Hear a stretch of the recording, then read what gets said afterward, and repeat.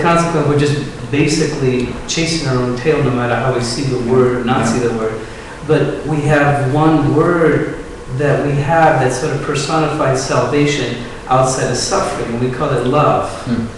So we want relationship, I want to be, love, love, love, love, love, and we say it to each other, I love you, I love. None of us really know what it means because, again, it's just a chemical reaction to something that says I'm not suffering. So again, you know, we're constantly chasing, we're just master tail chasers. There's no answer, actually. Yeah, fascinating. Now we also know that, I mean, that's actually interesting because we're sitting all here and we're looking at the question, and obviously whatever anybody answers is not going to change that, right? But what I think is valuable, I mean, I'm just putting it out, is not so much the outcome of what somebody says, but that we're starting to, the change has to be in our day-to-day life and in our day-to-day relationship with who we are. But somehow we're challenging here our own value system, and maybe you walk out or you're in your daily life later, somehow these questions are there, and we all know how strong, or actually maybe the other way around, how if you have to have a difficult problem and you want to solve it, and you have to concentrate and start trying to solve it, you don't get it, and then you walk outside somewhere, suddenly it's there, right, the answer. I mean, we have capabilities which are far greater than our conscious, deliberate effort to try to solve something. And what I'm saying is, I'm not going to try to make it mysterious or something, but more that by putting all these questions there, by challenging these values, we're starting a different momentum. Everything that we have assumed so far, and how we have accepted the world and an environment as is, we suddenly say maybe that might not be true. We might be feeding ourselves placebos, is what you're saying. And these questions itself might have their work, do their work, despite you, despite you, right? Which is different. It's also, it's of course, it becomes a little bit, I don't want to quote Krishnamurti all the time, but maybe I have to, but good. There's a very interesting quote in one of the books. It says, well, it's not your pursuit of the truth that will set you free, but it's the truth itself. It's fascinating. Your pursuit is irrelevant to all of this, because somehow there may be something in action which is not despite of you. So I just want to put that out. Not as a creation of hope, but more as to de-emphasize effort, right? To de-emphasize effort and conscious effort. It's like the question goes back to everybody. You know, we've talked about semantics. You mentioned the word suffering. How do we detach from the meaning of suffering, or the meaning of love, or the meaning of anything that we've already established an identity with in our head? Because we're walking puppets here, really. So how do we bypass the chemistry, the synapses in our head to the point? I don't know. Or look to the synapses, in the sense that, for me, those feelings which are physical, triggered by the brain, the chemistry of the brain, if I think about what happens when, there are times when I feel expansive and just open, and other times contracted due to physical reality, right? So I'm feeling that if I examine those times, not trying to get to them or anything like that, but just looking at them and thinking about this question, one thing I'm thinking is that when I'm with others and thinking about them and just open to it, it's more, I feel open, everything feels different. It's really interesting. When I don't have that present, it contracts. For me, the feelings. So I'm looking at it from the chemical point of view and thinking about what is happening. and why, Hmm. when. Hmm. Is that valuable? I'm not sure. Hmm. It's fact. The fact is, That's the truth. the fact is that every thought has a chemical consequence, right? Yes. Yeah. Okay. Hmm. But just to see that, Hmm. that may be staying with it. See, there's facing the fact. Just facing that fact alone, something happens. For me, even talking about it, I'm feeling a chemical reaction. Hmm. Yeah. Just to even see the chemical reaction, Hmm. something happens. It's, the factor of time disappears. It doesn't continue. Now, one thing just comes to me. So you can say, okay, we as a human being are a closed system. We're a chemical machine, and suffering is the influx of certain chemicals at certain and happiness is the ending of suffering is another set of chemicals within it. So I'm not sure if we're looking at happiness actually in that way. And I just like to put out as a question for today, is direct perception a chemical reaction? So that's actually, just want to put that out. If we take titling off, maybe. Yeah. I mean, we bring up the word, all the words we're using here it's all semantics. Yes. Just a bunch of syllables Yes. together. I mean, I travel a lot, so I go to China, and all of a sudden I don't understand a word they're saying, but they do. Yeah. I don't understand a word they're saying, but they do. Yeah. So again, it gets back to perception, socially, back to an individual. Yeah. And we're following what Krishnamurti is today. We're all the select people who found this of interest to be here today. Yeah. Right down the street, there's people meditating to Buddha. Yeah. There's some Methodists down the street doing their practice. And everybody has a perception. Yes. But if we take the tiling off of it, Yeah. I am suffering. Yes. As long as I am suffering, my self-identity is suffering. If I don't have semantics, am I suffering? I'm just walking in nature. We're studying this whole thing about how to get out from being in is not to be in or out. But in or out, as long as I have an identity, I'm in or out. Yeah. Yeah. I think that's the essence of what we were saying, right? Semantics, words, thought. I mean, that seems to be that thought is almost equal with semantics. I'm thinking. I'm thinking. Yeah. It's a thought. Yeah. It's a word. And that conjures an emotional reaction immediately, and I'm thinking again. I'm thinking about what I'm thinking. Now, I mean, Julio maybe first, especially. But isn't that like hardwired into our brains? The language, the instinct, the ability to speak, and from that to create thoughts in the forms of words. Aren't all humans have that capability? So aren't we starting with that already? But you're asking, so I mean we're caught up in that. I'm saying like we all have this, but you propose something differently, and when you said direct perception, yeah, are we avoiding? I mean, are we bypassing all this thing that we, Well, yeah, I mean, it's very interesting, and also what I find it interesting. It's also what happens in communication. What happens here? Is it you're saying something? It goes to my brain. I translate the words. I look in my database of memory, compare those words, and then a new answer comes, and I respond to that.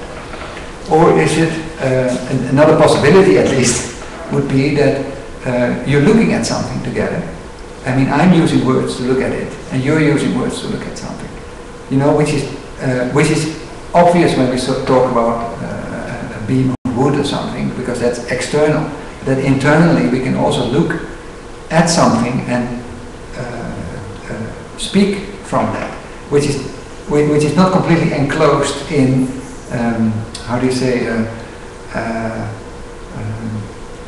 cascade of words or sequence of words, which is just I don't know if that makes sense. Because then there's the quality of looking, observing is there. So are you saying that in discussing, and looking at something, we're using words to convey what we're seeing, Yes, right? But we can. but we're not just sticking to the words, we're Yes. looking beyond them to Yes. what they're referring to. Yes, right? yes. I think that is the. I think, of course, and then you have to be very careful to not in creating illusions and all of that, which is very simple. But I think that I'm guessing we have this possibility, this option, to look outside in. In Krishnamurti many times you say, can you look at a flower or something? And you can't because you maybe have thoughts about it. But you can also look at processes within yourself. I think that we have that ability. It's nice because I actually, what has been unfolding here is actually more or less what's going to come here also. But I'm just going to put a few more slides up. I'm really enjoying them. So, at the example of fear, so I feel afraid and I don't like the feeling of being afraid. So I am afraid and I have an idea of not being afraid. And I'm trying to get rid of the feeling of being afraid, so then as time is born. I want to be It something takes else. time to get rid of Yeah, time is born already by the intent of wanting to move away. the riddance. Yeah. Or riddance. So to understand fear, we must understand time. We must understand that by thinking about wanting to move away, we create time. Now, is it possible to look at fear? I think that's the question that Krishnamurti puts down. Is it possible to stay with it instead of moving away from it? So, and then, and this is a direct quote again, that knowledge in itself, as time, gives a sense of security. The knowledge that you can move away into a state where there's no fear, that knowledge creates security.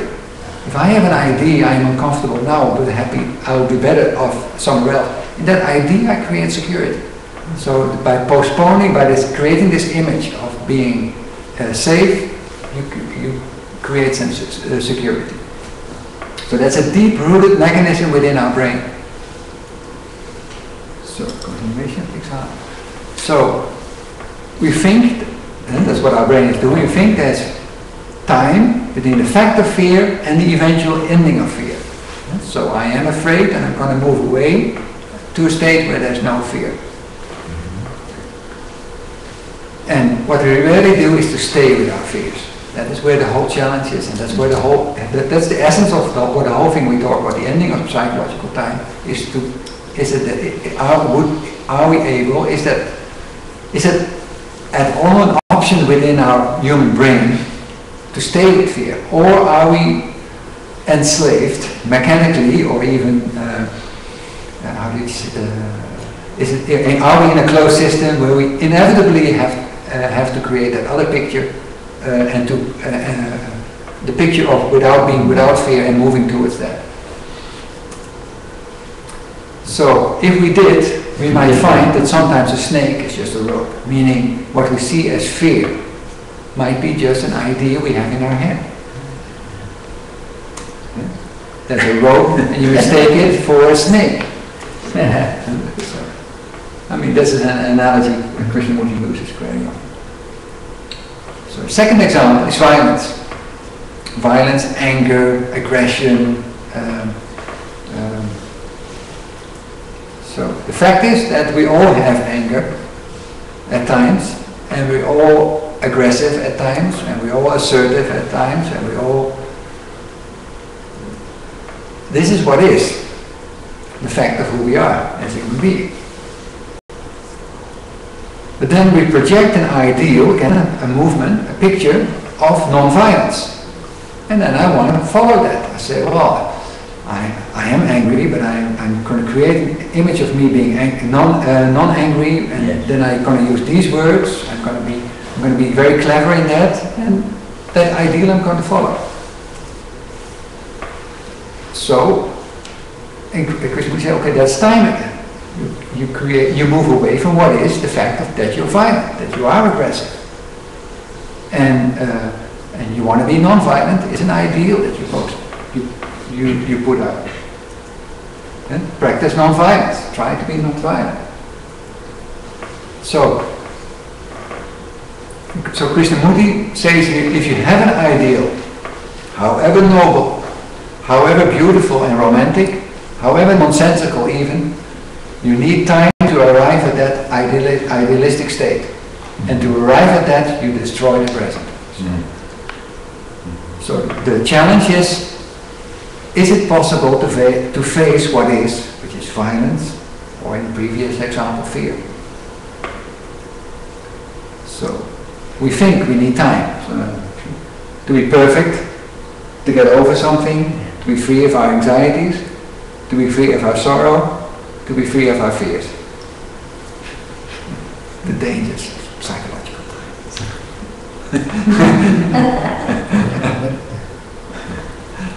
What time is it? 15. So this is the common human state, right? Actually, it would be correct if he was running up the hill, Yes.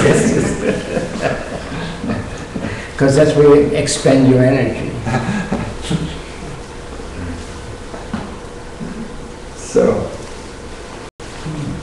just to rub it in a little bit more.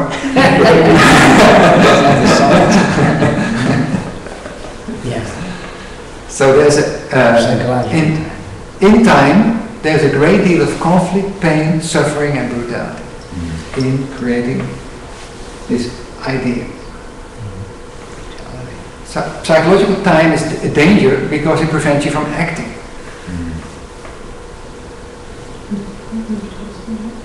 And time is a deceiver, because by creating the ideal image, as is, it doesn't do a thing to bring about a change, because you're not facing actually what you are. You're not facing the fact of I have this idea, and in comparing this idea, I'm unhappy. Are we bringing the devil in here? Are we bringing in the devil? The devil, yes. And the other guy. So time is poison, time is danger, of which you have to be tremendously aware, as living with a tiger. So that's how he puts it. Yeah, we introduced a new word now, acting, which we haven't really mentioned before, right? And he didn't mention it yesterday in the video, but action. Action, yes, Yeah, yes. he thought everything was about observation. Yes, He did mention that. yes. He did? Yeah, he did mention He did mention action, yeah. Perception and action. Perception and action, yeah. Okay. Yeah, However, it's a yeah, difficult subject, action. yeah. Yeah, Keeps just coming onto it. Right. yeah. It's hard to believe that it's psychological. His version of action Yeah. is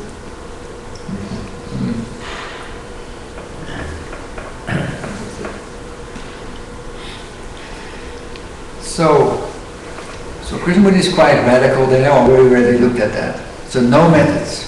And can we be free of psychological time? Because he said every method implies time. We discussed that. If you sit in front of a wall with the expectation of something to happen, you have this image in front of you. So then trying to avoid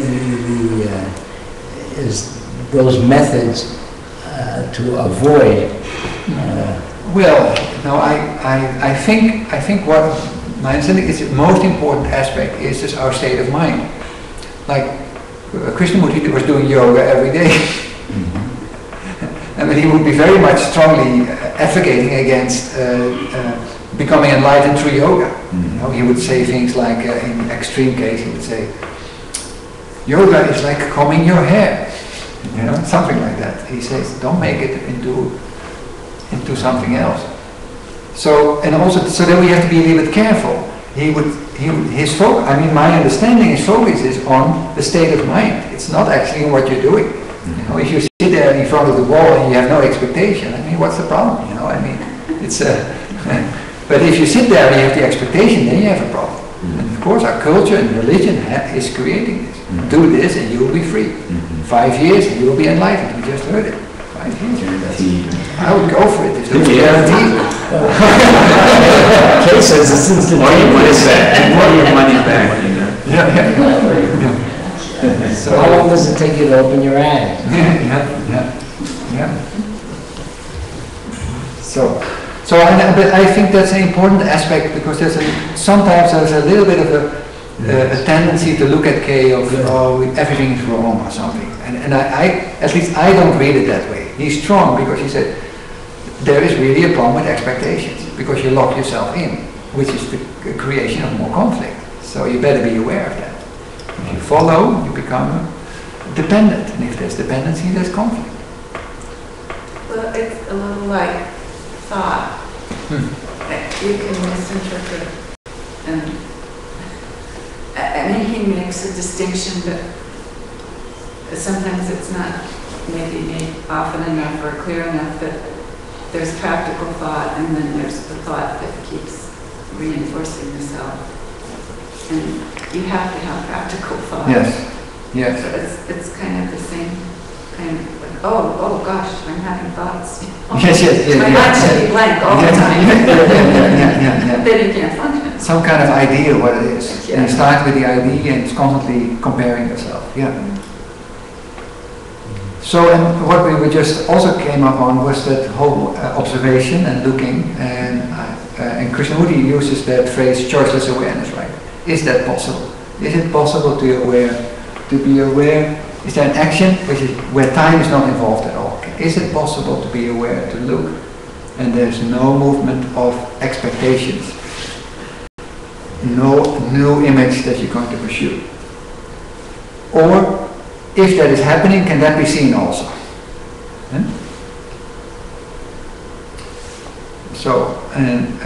So in attention, he says there's no center. When there's no me attending. It's not you looking, oh, this is a right thought, this is a wrong thought. Then you know you're in that whole game of thoughts. So in attention, there's no center. There's no you deciding what are the right thoughts and what are the wrong thoughts. Is this the observer and the observed? Yeah.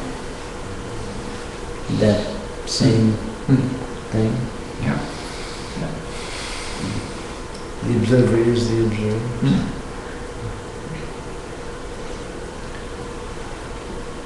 So, and that's also an interesting an emphasis.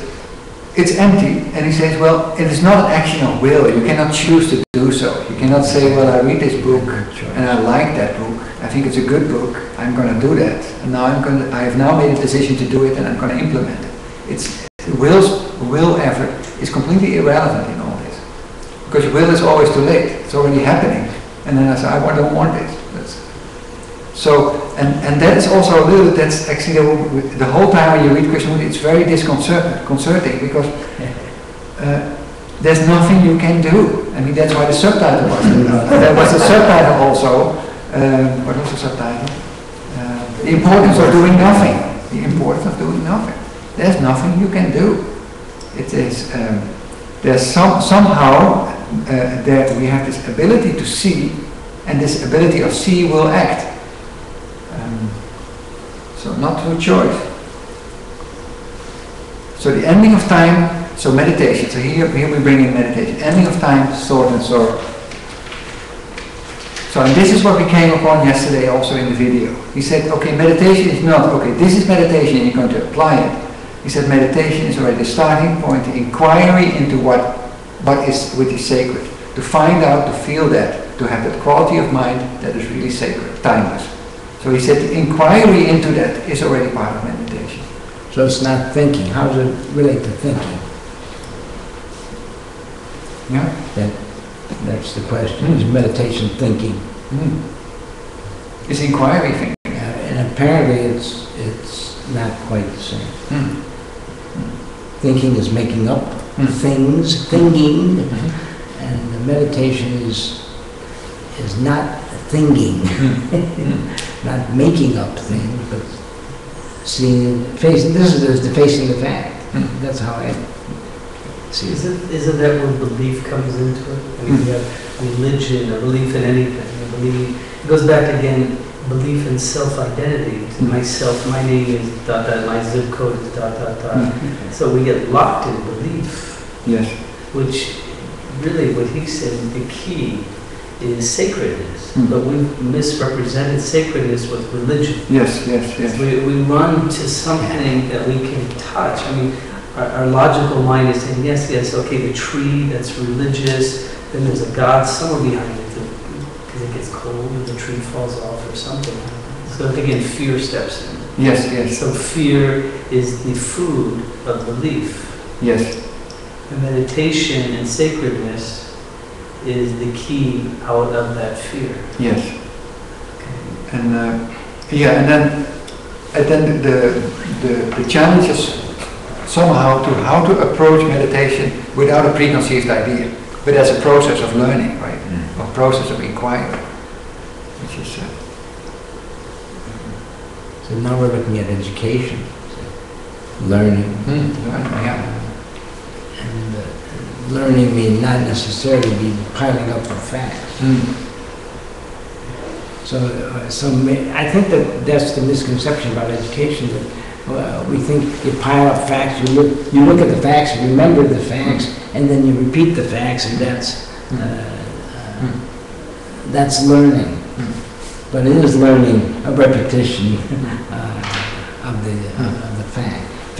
Facing a fact isn't necessarily remembering a fact, having knowledge of the fact. In fact, it's probably the other way around. So there's no choosing. I look at choiceless awareness as no choosing. Choiceless literally means not choosing this or that, but just being with the fact is not choosing. Yeah, so I like that. So the emphasis on what you're saying is the emphasis on not on acquiring more knowledge about oneself. It's inquiry. It's inquiry. Yeah. You confused it to it. Yeah, exactly. So the question that's being put, and God knows how we have to answer, how it can be answered. Can the mind, your mind, be absolutely quiet, without control? And any control is again conflict, without movement of thought. So that's the challenge being put to us. Yeah. Not just a little quiet. Not just a little quiet. Yeah. So, and the other thing Krishnamurti says about the ending of thought is the ending of sorrow. And there must be total emptiness, and only that otherness, the timeless, comes. So otherness is the last slide. So this is the quote. So thought shattering itself against its own nothingness is the explosion of meditation. The end of this. I really love this quote, that's why I put it in. I thought it was such a beautiful thing. You've got an explosion there. Explosion, yeah. Don't you like to see fireworks? There's one of the Upanishads that talks about meditation, and it says meditation is surely more important than knowledge. Yes. And actually, I've often thought about that. So the previous slide where you talked about this inquiring, inquiring. Yes. And then through that inquiry, then what he calls the sacred is emerging. Yes. So it's interesting to see that.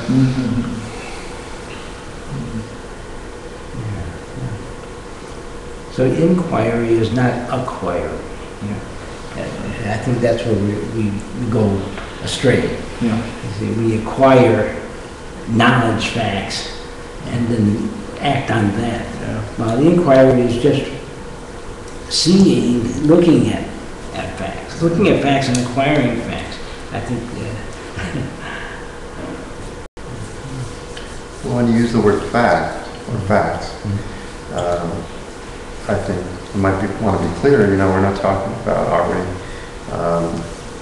the conclusions of concepts and ideas we have about things in our head, right? Because I think it's easy to mistake the word fact for a description. yes, right, yeah. The fact is what is going on at any moment. And so when facing a fact means use your face. Use the brain. But unfortunately, the shortest nerve in the nervous system is the optic nerve. it directly is directly connected. It's the first nerve, by the way, off the brainstem. I remember this in comparative anatomy. The first nerve off the brainstem is the optic nerve, and it goes directly right to the eyeball. And in fact, if you notice, when you see fish eggs and all that stuff, you see a little dot. And you see all those dots in the eggs. That's the eye. That's the eye. That's the optic, the looker. But anyway, the moment the eye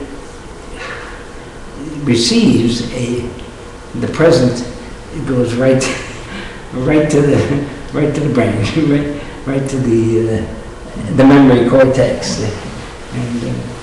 and I can see now that that's where the facts, the images, the remembrances, everything gets stored there. But then it becomes, it interferes. You can see it. It interferes with the continuous seeing. The fact of the memory comes out and says, "Oh, that's a flower. That's this," and it starts laying on the fact on the actual seeing. Now you got the two. You got the choices. The thing remembered, or the continual looking. The thing remembered, the continual looking. Also, even upon looking, though,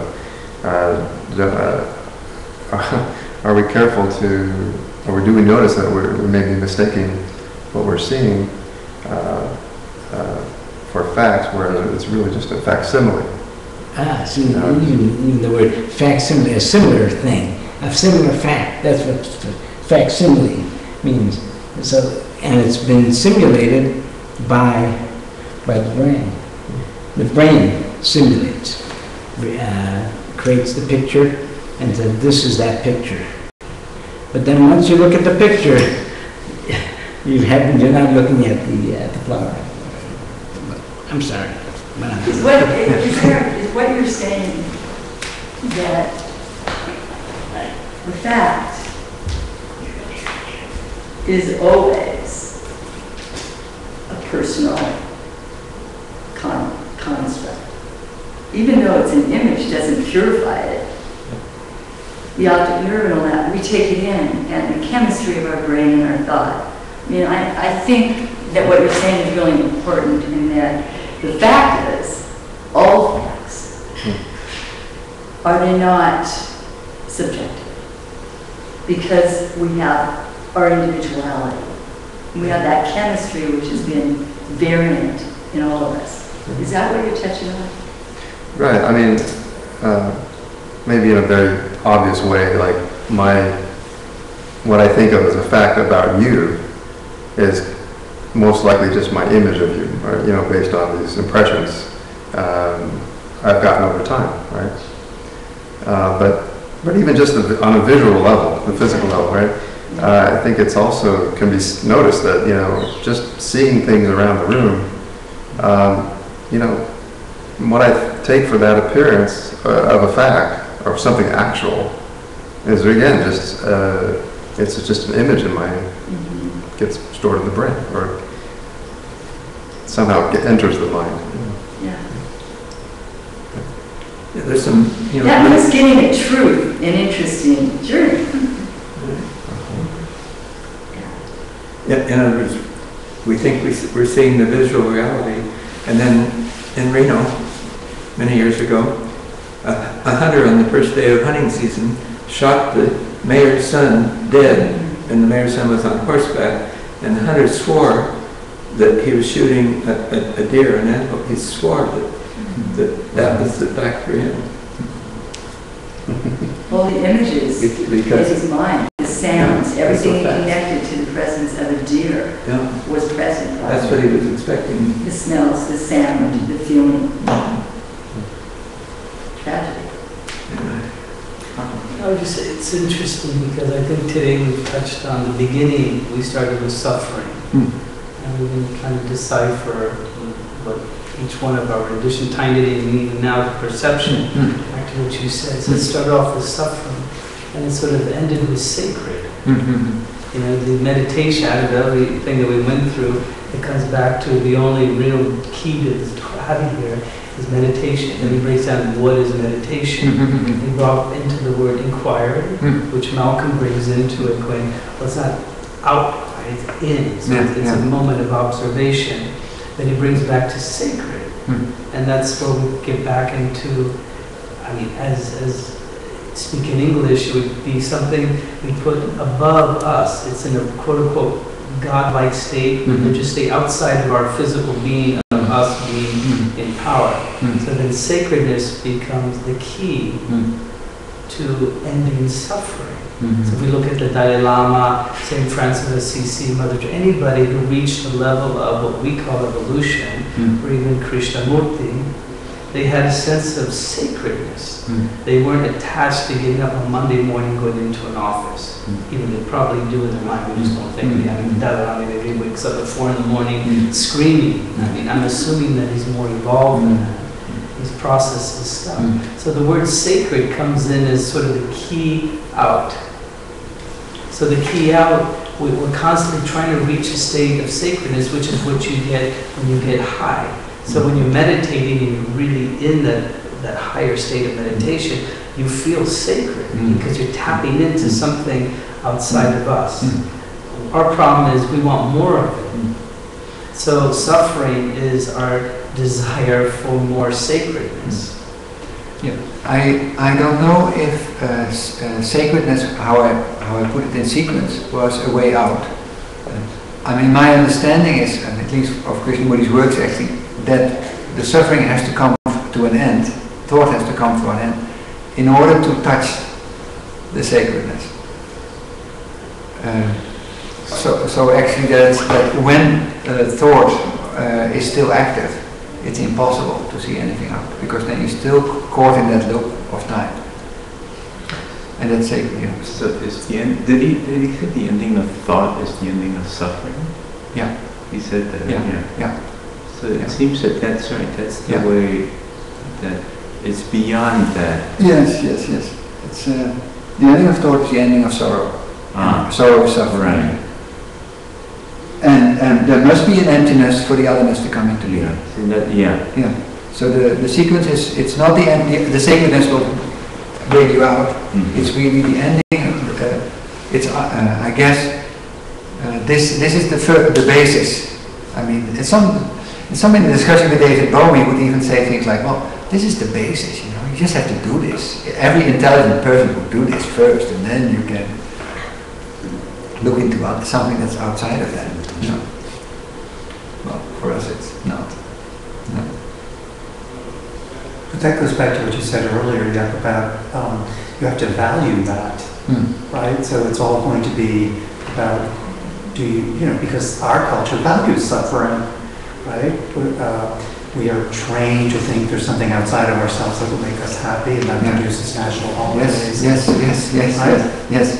So that fundamental shift of attacking that moment before we start the brain projects images or objects of suffering would be, but I value that because something happens in me that feels sacred, right? We can't use, this is a wordless experience. Yes. Right? But I value that. Not that as an ongoing, because I have to have it again. But that is a possibility of expansiveness in myself that I didn't realize. Yes. Right? Yes, and in the very beginning I said something like discontent, and I think it starts there somehow. You know that there's a discontent with all the objects that you're pursuing, and somehow that even whatever object you place, it doesn't really satisfy the whole thing. Yes, it always has a lingering emptiness. And that's the Buddha. When Buddha said life is suffering, my understanding of that from reading about that is he's saying life is divine dissatisfaction. And you have to get to that place. You have to try all these roads, right? And say, boy, I've attempted to be all these things. supposed to be or conditioned to be, and they're not making sense to me, right? Yeah, I mean, and this is, I mean, I don't know, I mean, it's such a wide topic, but in various places, you can find it in transcripts, Krishnamurti would say, I think also in the discussion with Bohm, he would say that, like it used to be that you have to go through all this, and at the end you would understand this. And somehow, somewhere he's implying actually that now it's not needed to go through all this. Yes, That instantaneously this can be seen. The human has this potential to instantaneously see this and be outside of this. So, and I think that is, and I don't want to make it, I think it's important not to make that into a belief statement or to do anything, but it is important to say, well, all my ideas I have it takes time for freedom, for a brain to be free. That might be not true. Yeah. You know, and he has this analogy somewhere else in one of the discussions at one of the schools. He says, yeah, it used to take 3 months to go from Europe to America, and then he said, but now you take a jet fighter, it takes 3 hours. You know what I mean? I love that. Something has changed in human consciousness, where it's not required to go through all that. You don't have to fast for 3 days in a row or sit under a tree. And I think it's a little bit a dangerous statement because it's important also not to believe those things, right? But somehow more to challenge our existing ideas about how we look at these kind of things. But there's a tremendous, for me, there's a wonderful sense. Somebody's questions earlier were joy. There's so much joy when you just when we say, "Wow, can we instantaneously at any given moment drop that somehow?" Not as effort, but that's a possibility. Wow, so exciting. Yeah, and also so just that you can drop that whole belief you can at least challenge the belief. Oh, it will take years. I have to go to a monastery. I have to sit there and I have to do yoga 4 or 5 years in a row, and then at the end the Kundalini will go up, and all this. Oh, sorry.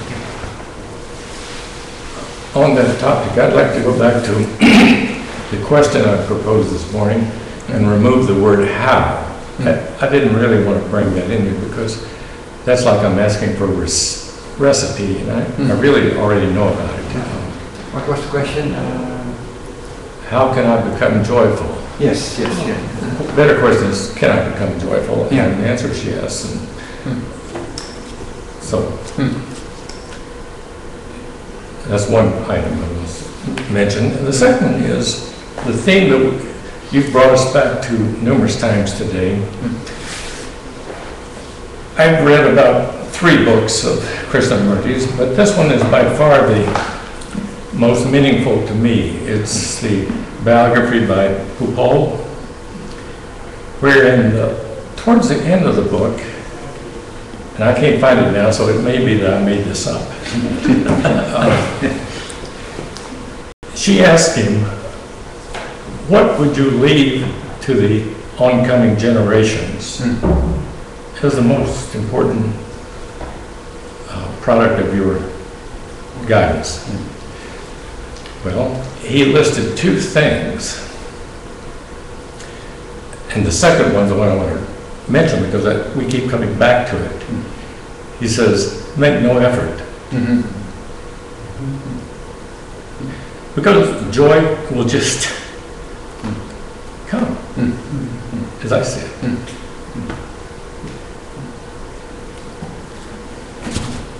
Enough said. With these words, because they're waiting for lunch, it's 6 past 1. And so I think it's a great start for meeting again at 3 o'clock, eh? 3 o'clock.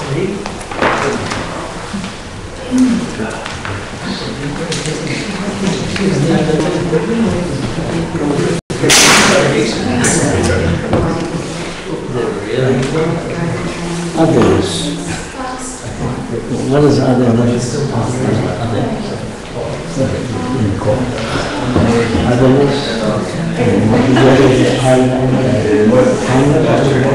That's nice you can bring it up. 4 past. Oh, 4. you talk about otherness or quote? It's in the word. But is the word otherness?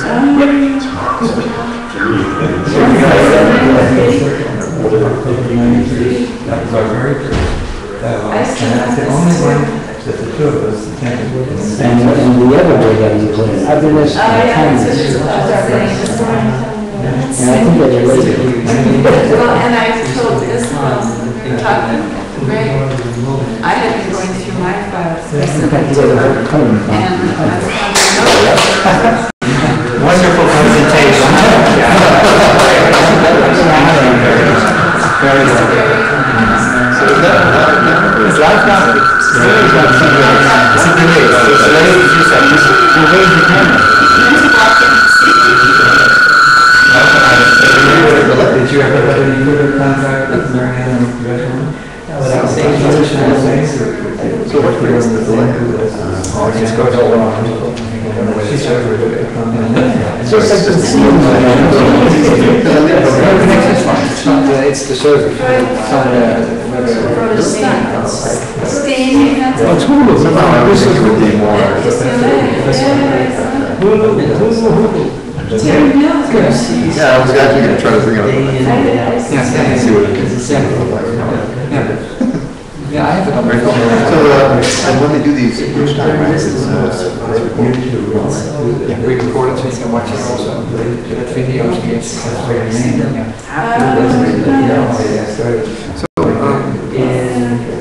that's a different camera there. Yeah, we use that. With this one. Those are temporary, because they want to run the next level. They're working the land. But the hacking is supposed to be 10 people. I heard it Are the ones But I read that. Be ready for that. because they don't have any expectation. Well, it's nice that you brought it up. They said, hey, we said 15 grand in the United States. So you know what I was thinking during this presentation? You know how they have on certain cable channels, like the news, like CNN, they have a live event, right? For the audience, like this. And they'll also have people that can chime in and be in the chat. That's what I want to do. The people on the screen. That's where we're going to go. That's exactly Something like that, or at the very least, what we could do is with the chat room, you know, the chat on the K network? Yeah. We could use that and have people just type in a question right there or a response. No, I mean, I can, or I can see, exactly. No, it is in order because there are few people only who can watch this, who can be here. So now if you suddenly open it up, and it's a whole different thing.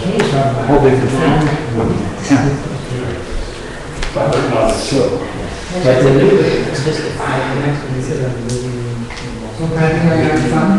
Yeah, Good. I'm thinking of future, but Semantics. I cannot wait to continue to run through like all these classes and workshops because Right. I mean, it's a fun, especially if I haven't read the book. Yeah. But I'm grasping Is there an action? and it's just With no choice. fascinating, Yeah. complex, and Action is you moving. know, it's funny going back to suffering. It's like And in many respects, suffering, it's but I not. don't know that I'm suffering. Yes. How does it come out that I am? Staying with Yes. is an Well, action. you know what the big But thing it's not moving. It's not Yeah, right. It's not frozen because time is a freeze mold. Time takes the snapshot, and that's the moment in time that's finished. today, or you see something where the thinking is there. But I'm not meant to aware. It's I'm saying it, but I'm not listening. That's why we're just still don't know someone. Yeah, exactly. So that's why our limitations of fact that we recognize it. It's not, If you didn't have that, what would Exactly. an issue? but it's We've made that. that it's You can actually do it today. You You don't free time. That's what time is the enemy of man. Once you start calculating and taking pictures, Years, it's like comparing, looking to see where we are. It's not fixing anything, we're just The observing time is like all fire ours. needed, right? That's my. Facing it. Right at the leaves on. You don't have to even think about it. It's already there. Yeah, but it could be so, and then so am I going to go on the rest of my life like this, and we're not going to be becoming, and I'm not supposed to be becoming anything? You just, that's the action. When you're watching the action, you're in the action. When you're separating you from the action. I don't know how you feel. You're in there without the This thought can only sustain because you have to look at it. Ah, You never okay. because you know the ego never. So then what do we do with that thought? I mean, observe It's it. always a memory of having looked. What I do with it is to have it, Like, so that's what it's something you Right, observe. right. And you observe, you listen to the word observe. It's a past tense. facing the head. Having been with you. Nothing more. There's only when it's in the difference. Observance where it's and having observed. Oh. Observe the When that's you learn to life, they disappear. And you There's a just observe. watching the Right. the cloud in the sky, I the mean, if you have the light in the evening. There is no picture Well, taken. maybe failing with a harsh It's word. not about It's true. Because it's my reality. But physiologically, we have our limitations. Outside of the mind, we have a memory. One major reason is to see sound. You know that the saber-toothed tigers over there. So you know that that voice over there, we have adrenal glands that pump adrenaline every time you go by the tree. You saw them reach. So there's a survival mechanism that's always working. But there are times when it's not. The That's what actual. we're going for. Suffering is when it is. And you interfere. You understand that seeing the tree, when it's saying, is this the tiger there or not? It's outside and inside. Got it. So the fact that I believe this, and the way that I see the world, it's an interpretation of where I am. So that the world is, because this is. Let's get out of here. Somewhere in the whole ring.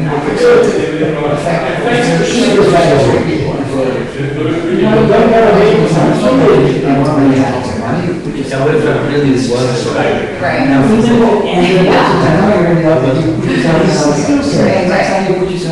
In the spiritual path. Right. Yeah. that was fine at that moment. That the tiger was hungry. Just your survival instinct. Right. If you think about it, It's like bacteria.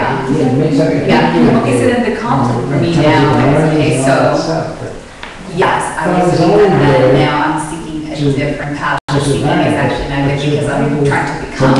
Okay, so, It was funny because I'm Italian. that's and I my have the dilemma, word trying to figure out what sopravvivere. I want to do. Sopravvivere. Beyond life. But it's actually a word you use, sopravvivere, to go beyond life. And we don't, again, So trying to, put it that way. Why do you want to go beyond life? I mean, if you don't feel maybe beyond the limitation. That's different, because the limitations of life is the Yeah. she's not finding the passion. That's survival. The root of it is survival. Yeah. But we don't Live have beyond, that's what the word literally means. Maybe that's what, the difference between us as an animal and just saying, no, this is a I know hedgehog. what you mean. That's what. Yeah, a hedgehog is what we're assuming, maybe not, maybe highly evolved. The hedgehog doesn't call itself a hedgehog. Maybe it's another name, blah, blah, blah, because I have Joe the hedgehog. Doesn't matter. Because his neighbor, maybe they have a social security check coming in, they need to like identify, that's my check. Against survival is the key to all of this. So, I think that's where the mechanism between the id and the ego, and then we have the superego, which connotes images of a superhero. Yeah. He's going to come and kick both of them out of here. But it is this Neanderthal, we symbolize him as a Taliban or right-wing this or fundamental. We put that in. They look at us and call us the infidels and blah, blah. Or somebody's labeling somebody to put you in that picture. Everybody's throwing the same money. So that's conflict. It's conflict, but it's a survival conflict. Either ideologically, ideologically it's a survival conflict because I'm trying to take his piece of land because I don't think he's got it. But yeah, well, that's the argument as great as everybody else. But, mine. It's me, possession. mine, yeah. I rule your land. See? I am Joe. Well, I'm even identify. I am an American. I'm patriotic. I'm going to go fight for my country. I'm going to lose this for revolution. And you know what Patton said about that? Did you ever see the Patton? George C. The beginning, the very beginning. And he says, this is what he tells the troops. He says, it's a great glory to die for your country. But you're here to help the other guy die for his country. I actually like that. It's a patriotic deed. It's good to die for your country. Right. But it's the other guy. It's like in the Bible, it says, thou shalt not kill. And every Quran, Bible, everything has about thou shalt not kill. Yeah, we have police force to say if you do kill, this is what happens. Yeah, there's a but here is the fine print. If you're wearing a funny hat, you can. If he's from another piece of land, you can. If he's from another belief system, you can. So the you can is actually longer than you can. Yeah, and remember, it's the sixth commandment. There are 5 others before that that said don't kill. I'm the Lord thy God. That's why I have no others before me. Honor your mother and father. Love thy neighbor.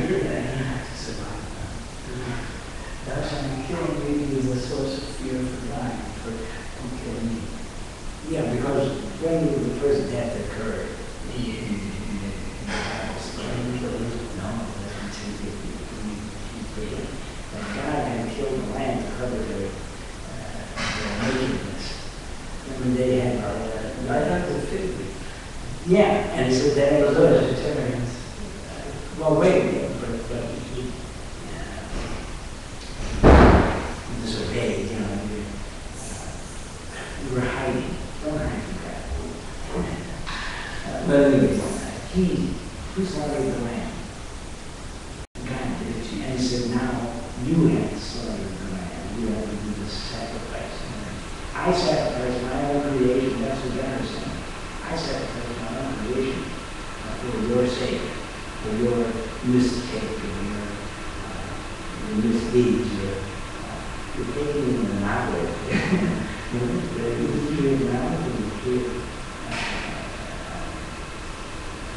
life. This is the root of the Kabbalah. Yeah. Yeah. And the kid right is Turning to you form is precise. yeah, right, because yeah. But all it is just, well, that's what happens when you're too late. When you swallow a lot. It isn't what they ate in that particular act. It's that she swallowed a lot one time and like that. Well, they ate right a lot. And again, it's not a false system. It's something that's wrong. It's sort of the devil gave for the something that's good. Misrepresentation. When you really look at the Bible, it's so full of man. Oh, yeah, fear. Yeah. It was him. And then it was The other guy. And then there was women. Okay, no, they're bad. Okay, everybody's looking for someone bad. Maybe you have to survive. And it's a Yeah, but that's a false thing. So they're trying to get you something bad. Of course it's fault. The baby says it. He's taught us wrong. It must be very taught for you. So how do you kill? He really doesn't know what that's it. He doesn't know. I'm saying you get it. That's a pretty If he took you out, that was a problem. You should have left you in there. sometimes you're into that. It's like, what was it? I think it was wrong. The moment of disillusionment Because I'm not that's true, yeah. That's the story better. He's going to, he wants to win his mother, the mother's love, and the father is in the way. Daddy says, we gotta get rid of him. He's not, no sorry, you stand in the way of my mother, the one I want to be really connected to. From her she came. So when God says to the both of them, dust thou art, to dust thou shalt return. You know, where do you come from? We all come out of the womb. We didn't come out of the womb. The first two. One come out of the dust, that's Adam. That his name, I don't know. Adam means dust. I don't know if you know that. And then, and the woman, she wasn't created like a man, right? He didn't roll into the earth and created another creature. Yeah, and that's, but wait, her name, she wasn't named Eve until she bore the son. How do you know that? Yes. Her name before that was woman, female, from the man. So she like you said, created from the rib,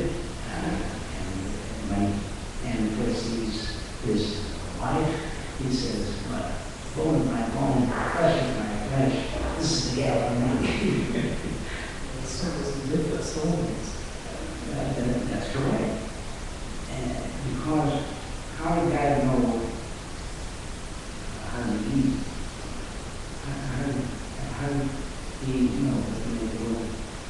How did this creature, this special creature for man? In the creation story, you look at the idea that everything was good. On the first day, second day, third day, fourth day, fifth day. On the sixth day, man was created. And everything was good. But then there comes a line that says, it is not good. The first time it says it is not good. Yes, it is not good that man is alone. So, is this God said, oh, I forgot to make the same person. There's something that too amazing that 10,000 years later, take your time. and I have to do another preschool upstairs here in the house. She was a care.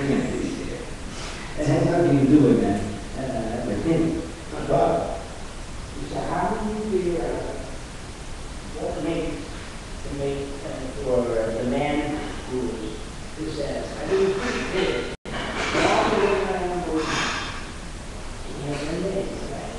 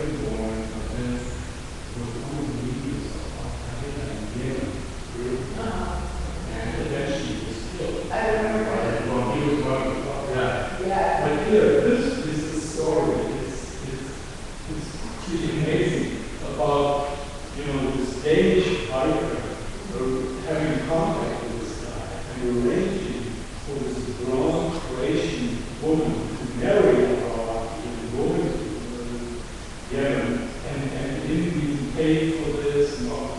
It's fascinating. Have a look.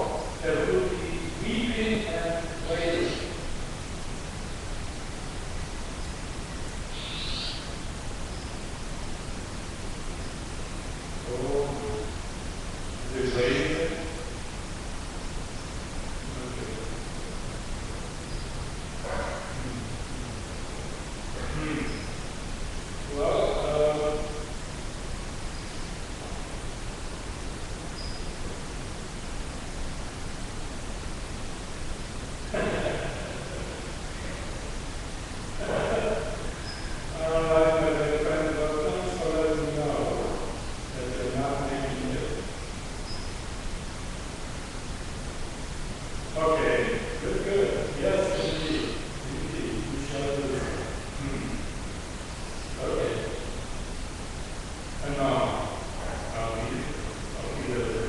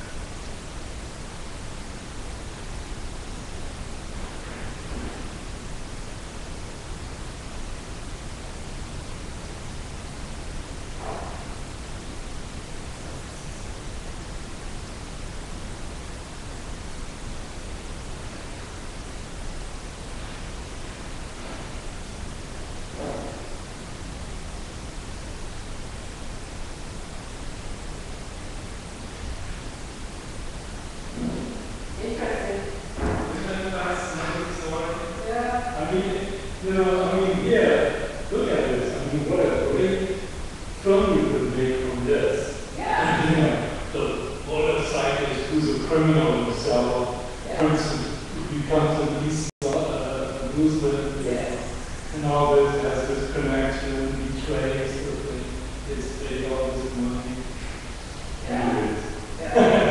But it's interesting. I really thought that was extraordinary. And then the poor woman, now she wants to do suicide. That's what she said. Oh, yes.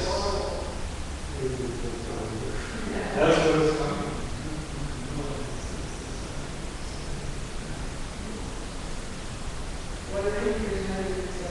Well, you know, I mean, it's not that, I mean, maybe it's not that different from what it used to be when he was alive. Yeah. Except then at that time it was the Soviet Union.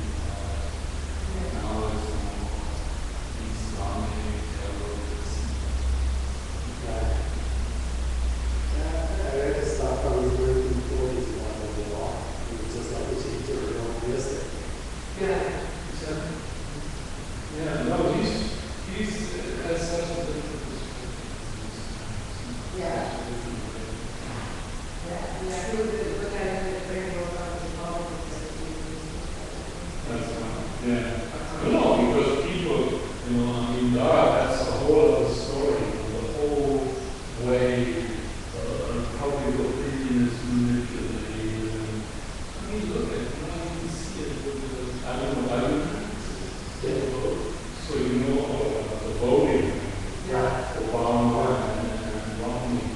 All the manipulation, all the lies, all the propaganda. Most, you know, it's not like, oh, he's so noble.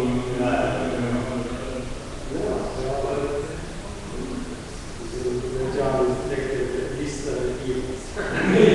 Yeah, no, that's what it is now. That's very sad.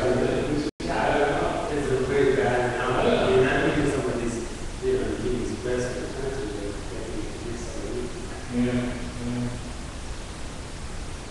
Oh, yeah. Well, we gotta somehow do it all. Yeah. So what are the new books that now is being offered? Yeah. Yeah. Well, one or two new titles, first new titles. Then there's one or two books about it. Well, you see that one by, which I haven't read, so I can't comment on it. There are two. One is by a man called David Boone, who used to be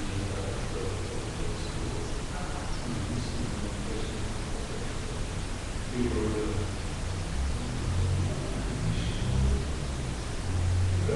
that I've read, and I like it. You know, not entirely.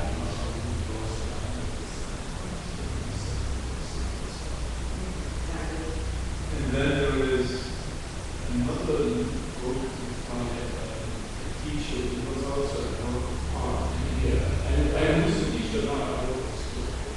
His name is Paul Ritter. And he came out. That was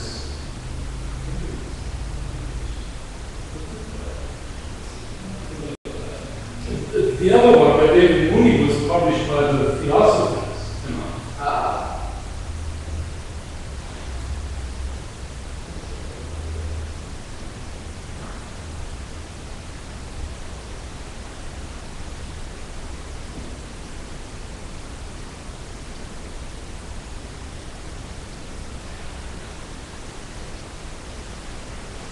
So this is the coming to mind. I have read it and I never replied. Well, this one means no.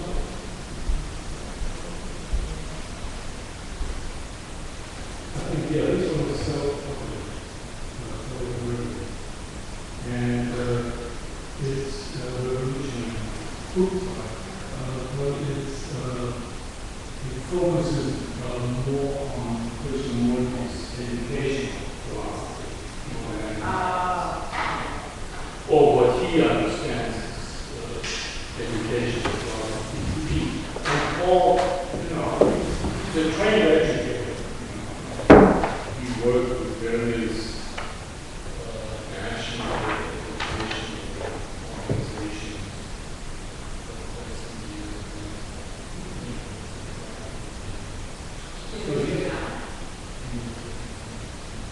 And we speak experience. So, but again, I don't know, what exactly he says and how good a book it is. That I don't know. But anyway, we are having it here. In case you are an educator, so you might be interested. Now, amongst the people that you know,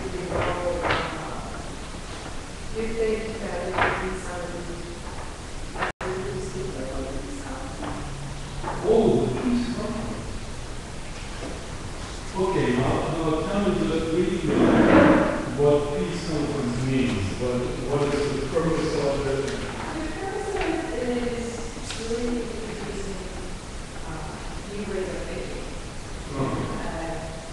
Maybe we say away from the qualities of things and away from also opinions and these things, but we say pointing out that critical thinking and pointing out the environment, pointing out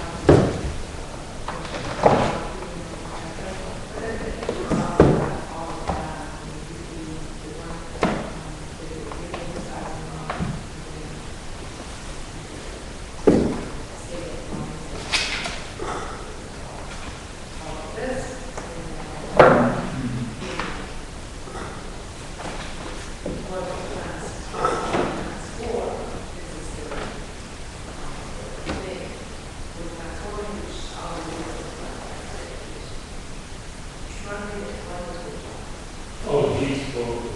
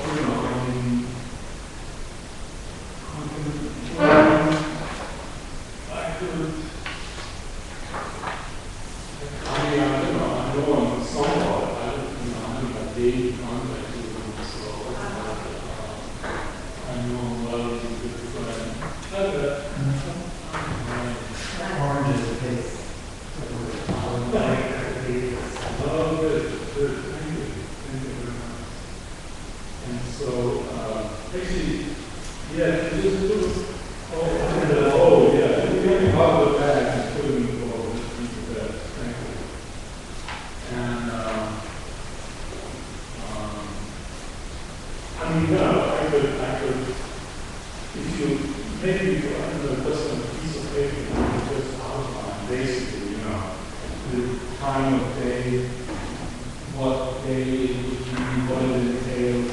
I mean, just the briefest of outlines so that I could give it to him and just say, hey, look at this, and maybe with your contact number and email. And then I could give it to him and then he can address you if he's interested. It's in President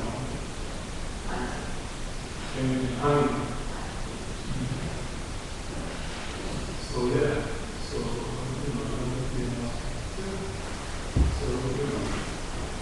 I mean, if you're interested in doing that, but maybe you'd like to look at the book beforehand. I mean, at the, before he says it's, I mean,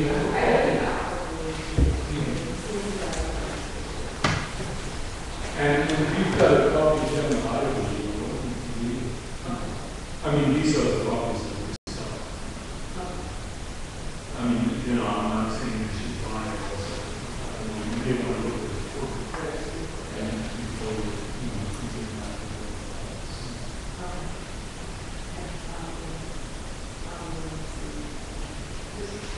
I think I have something last year.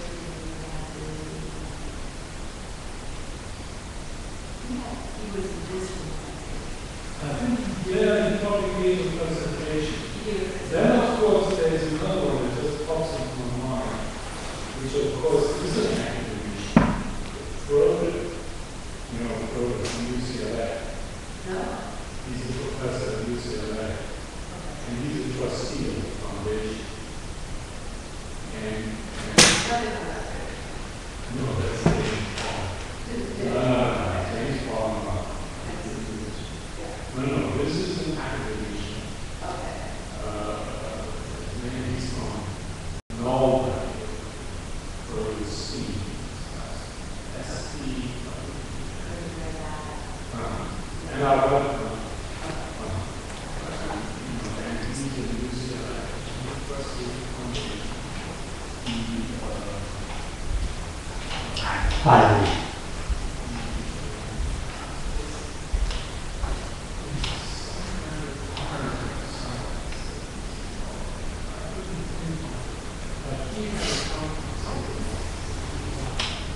But again, he was quite involved. And he was full on. And he used to be a student at Robert Hall. I was well very good. And so he's a very close. So I mean, these are the two people that talk to my mind that might be eminently qualified.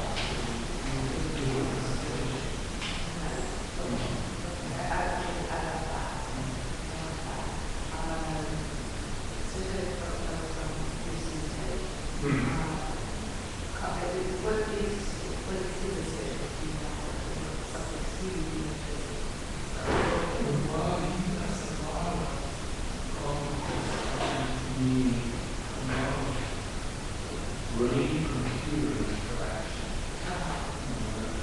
So he's very modern. Yeah.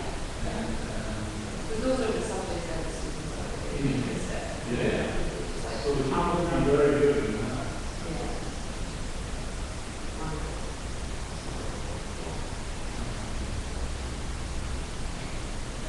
I don't have my name.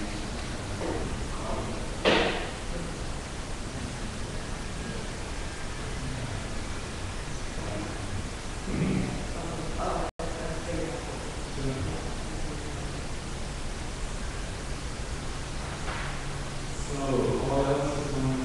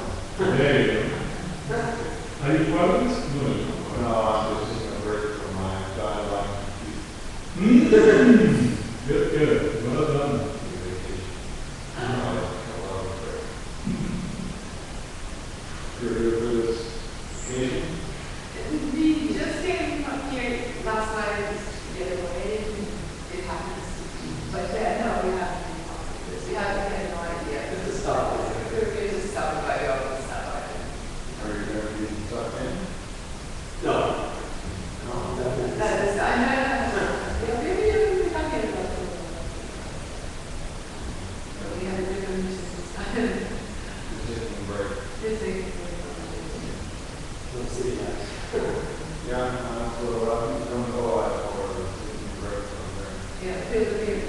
Pardon? Feel the fear. You felt like you were going somewhere like, oh, I'm just here helping somebody, dialogue and be. No. You want to say this weekend up here?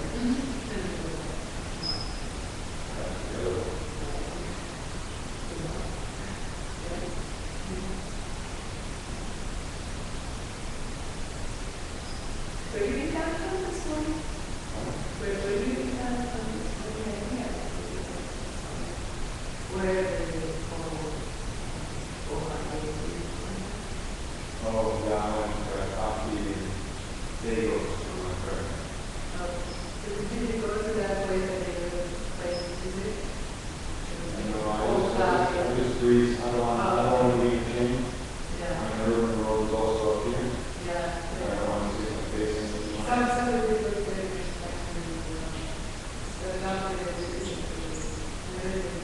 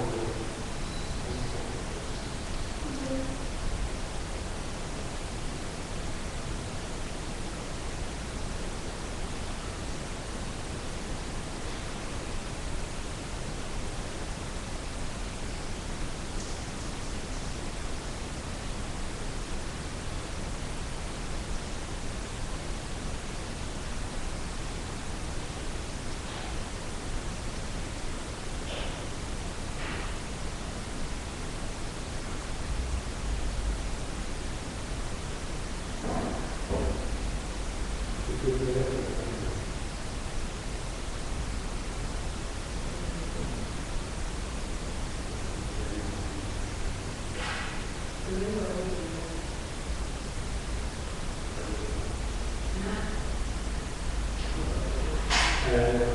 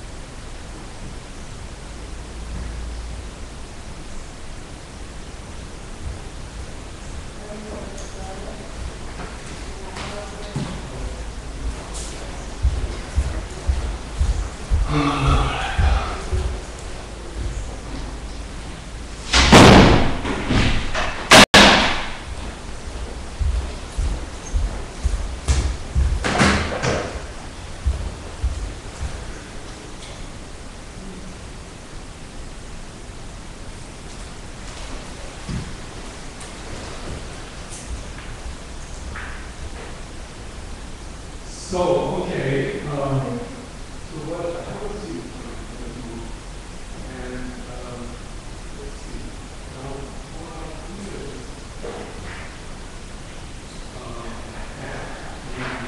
sorry,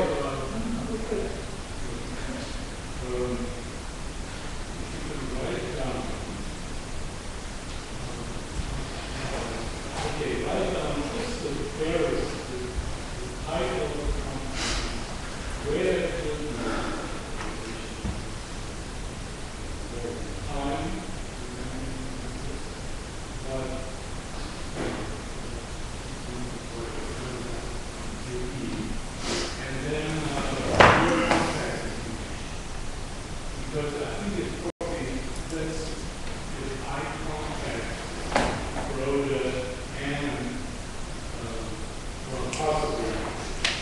I do it one at a time, so we don't do duplications and say to one person, oh, you know, sorry, the other guy's better.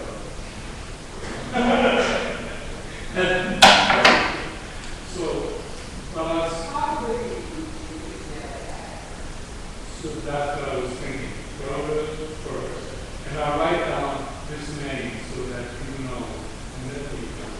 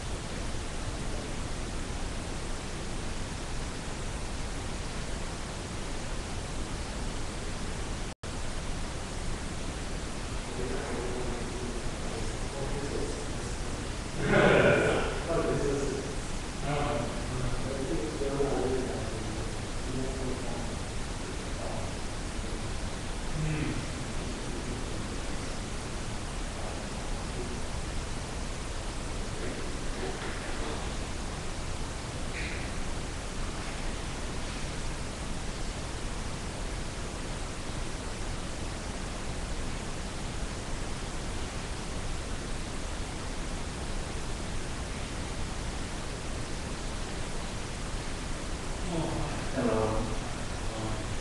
Hi. You look around.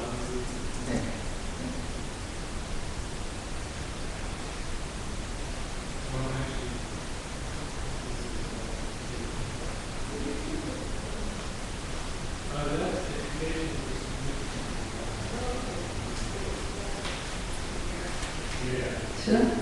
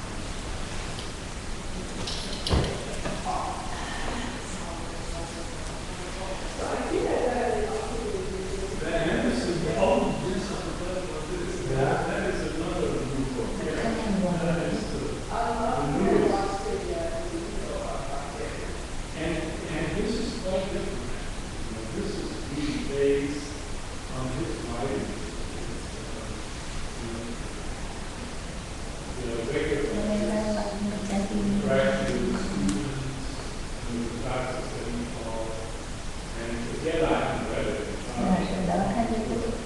But it's very much a canvas.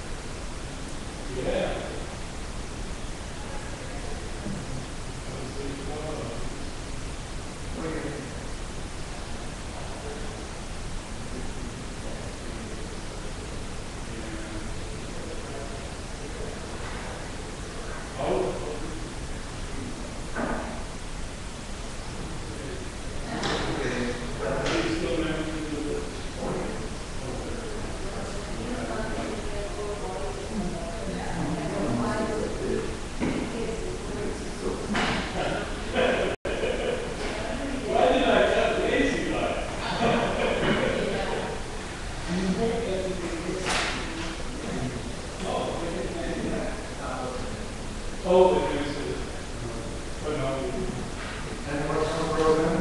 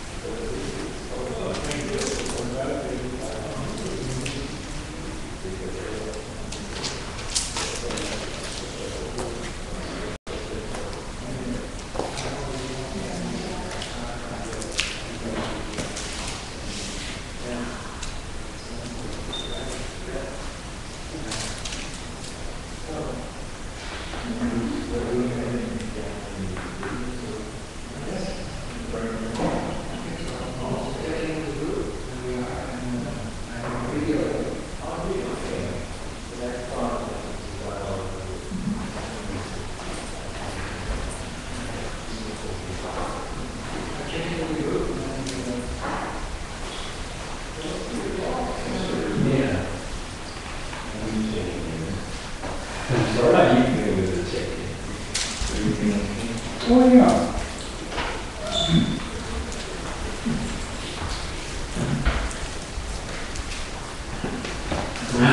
Was your question addressed? I have changed my question. Well, I didn't mean that. I mean, later you were. It was hard for me to hear. Oh, I see. I can't remember.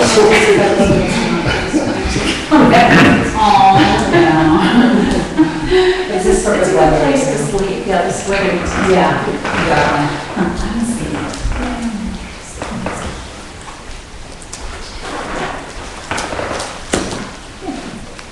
Is anybody sitting here yet? Is anyone, first come, first serve. I'd like to move around. Yeah. Yeah.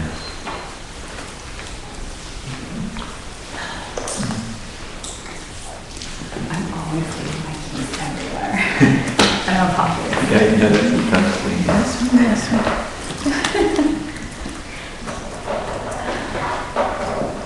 It's so dark going back last night. I thought I was going to be so smart. And I got this out on the carpet. Okay. Nice witness. Weekend. Oh, it's always nice. It's always nice to be honest. Nice people. So how are you doing? I'm doing great. I'm almost so glad I'm here. Just to get those seeds done. Soak up what you Exactly. Exactly. I'm grateful for whatever comes my way.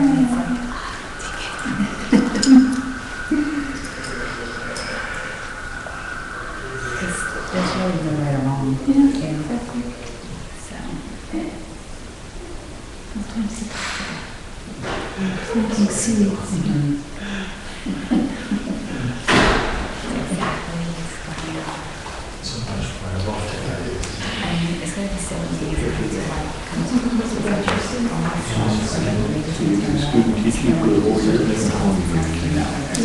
any particular subject? Science courses, so metaphysical side. Maybe next probably see what the it's only one semester.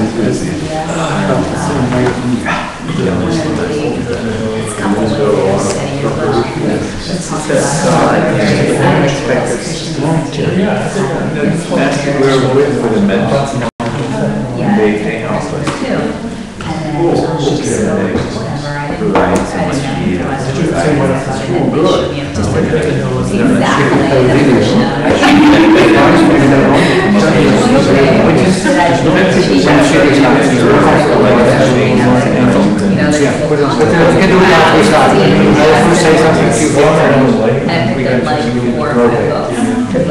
But I remember sitting like this, yes, then a little bit uncomfortable.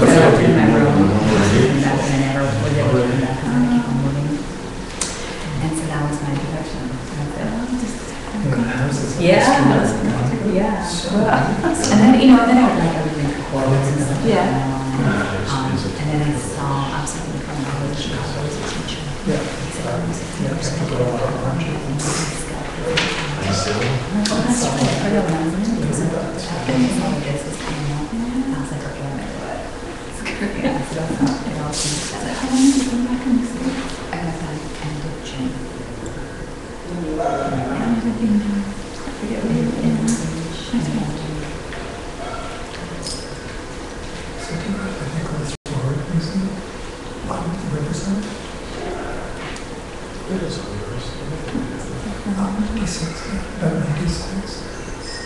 Maybe 101st. Is the train sports there? The train? It's in an old brownstone, you know where it is, Nicholas Road. That's the way he still lives there. Aurora? Really? 20th century, musical surfers.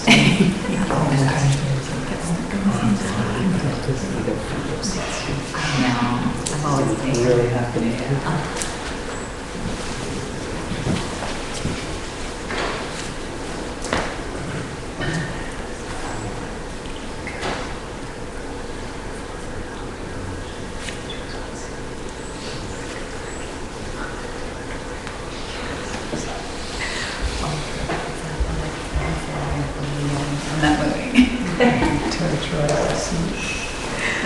moving. Well, I mean, it's Okay, we're all here. Good. So, I put this up. I said a second video this morning, but we were so occupied with other things that we didn't get to it. So I have a video which goes deeper into the topic we were discussing and widens it also a bit. And that's what I suggest we do, but I first want to just check in if there's any, are you all happy? Is the room good? How are things? The best we can do, under the circumstances. Yeah. Rooms are good? Food is good? Yeah. Anything?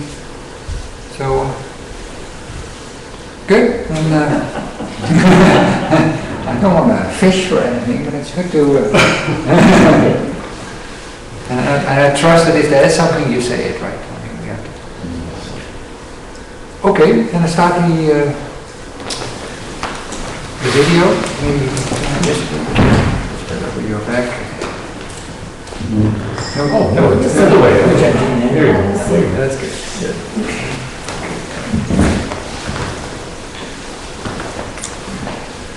This is Ojai 84, talk 2. So he was 90 years old, in Oak Grove, near the school, here in Ojai. Yeah.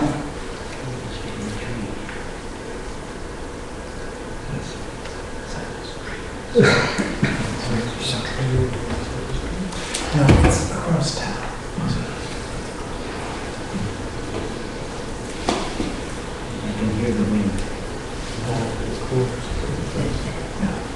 This is the second in a series of 4 talks given by Krishnamurti in Ojai, California. J. Krishnamurti is regarded internationally as one of the great teachers and philosophers of all time. For some 60 years, he has been traveling throughout the world giving public talks to increasingly large audiences. He has published over 30 books and founded schools in the United States, England, and India.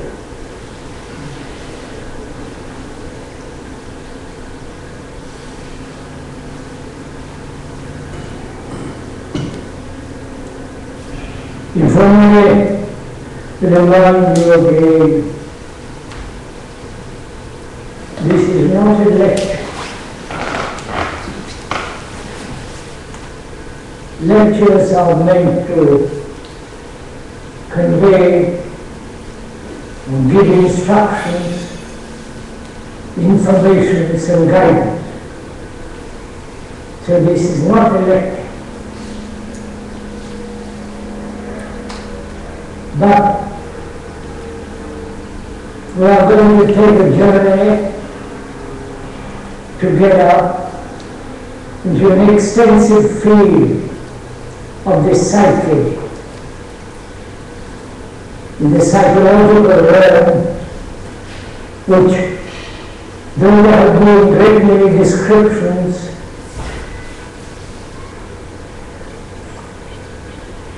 investigations up to a certain point, but in these talks, if one may remind you, we are going together as 2 friends, take a long journey into the area of the whole psychological states. If we have time, and if we can go to the very end of it, not stop in the middle of something which we may not like or dislike. One must take the journey to the very end of things. We must also say that thought has done the most extraordinary things in the world. I forgot to say, for those who were not here yesterday, any moment when you feel, hey, this is a good moment to stop and we want to discuss, just shout, scream, throw something, and stop. Yeah. Would you turn the volume up a little bit? A little bit, okay. What if the tone or the treble can be turned up a little bit too? Trouble or trouble? Little too.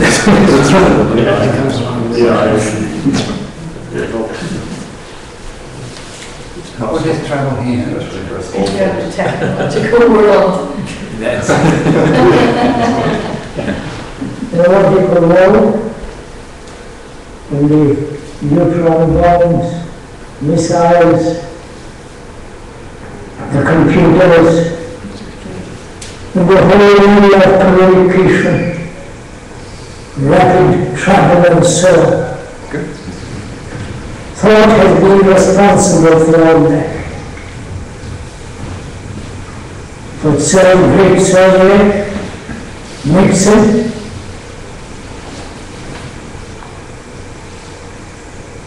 and health, if that is possible, and so on. Also, thought has brought about great wars. In the last perhaps 100 years, we had 2 terrible wars. She's also the result of thought. Because thought has divided humanity geographically and nationally.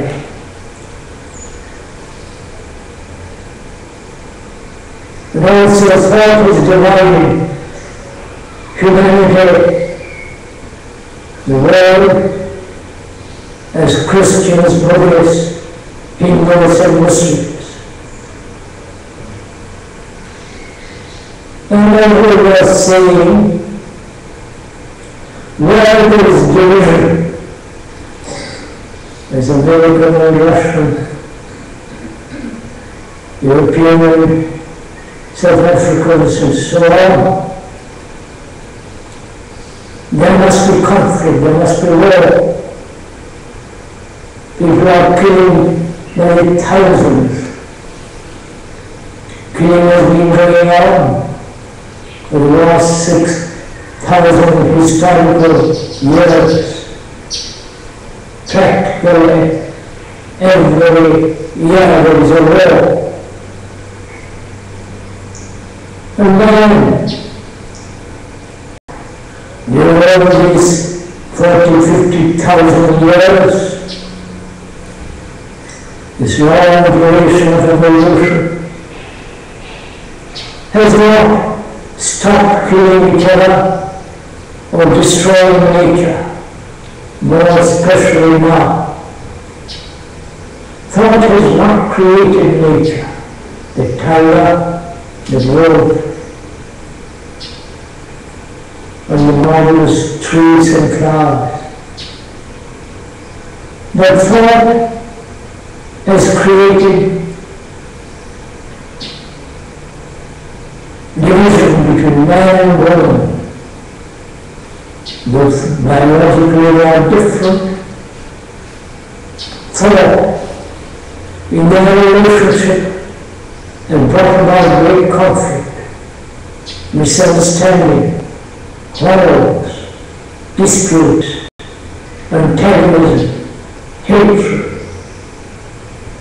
So thought will bear conflict,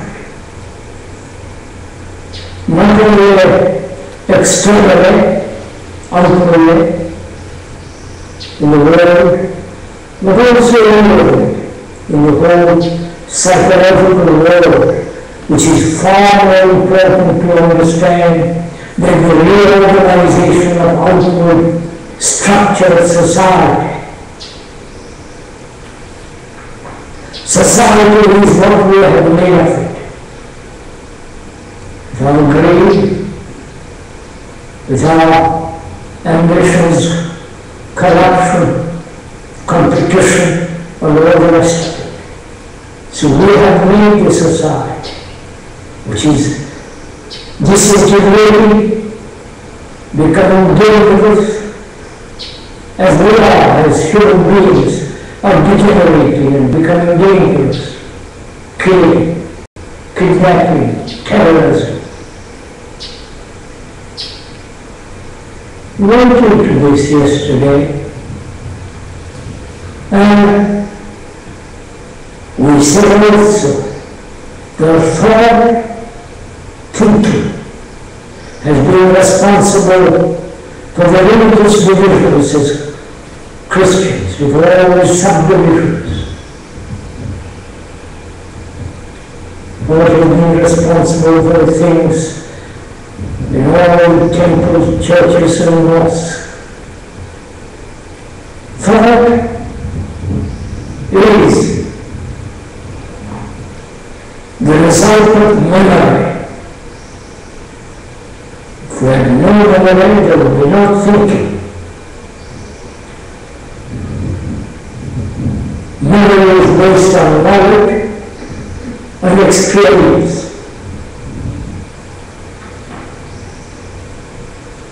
There is no complete experience about anything. There's always the more,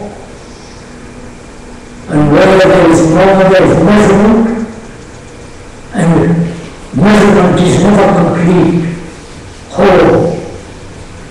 So, knowledge is limited now and always in the future.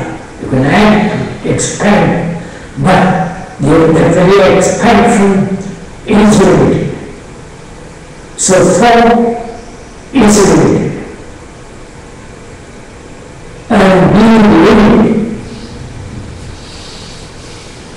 as selfishness, egotism, egocentric activity is limited. So thought, whatever it does, must inevitably create conflict. Because anything that is limited, any concept, whether religious or ideological, any idea will always be limited. And therefore it must be an extraordinary conflict between human beings. We're talking about that, yes. And we must go on taking the journey together as two friends. One is concerned with the way of life, to find out for themselves, without any girls, authority, and all that rubbish. Find out for themselves and not a way of life which is art, and not that will bring about in human beings a great deal of quietude, affection, and an art of life. These two friends, you and the speaker, are taking a long, extensive journey together. Together. Please bear this in mind all the time. He is not speaking for his own pleasure. If he does, he can do that in his own room if he wants to. But as two friends, exploring hesitantly, without any bias, skeptically, doubting, questioning, exploring and observing objectively, without any bias, together. Because we are concerned with our own lives. And this entirely into this cycle is not selfish activity. Does not encourage or expand self-centered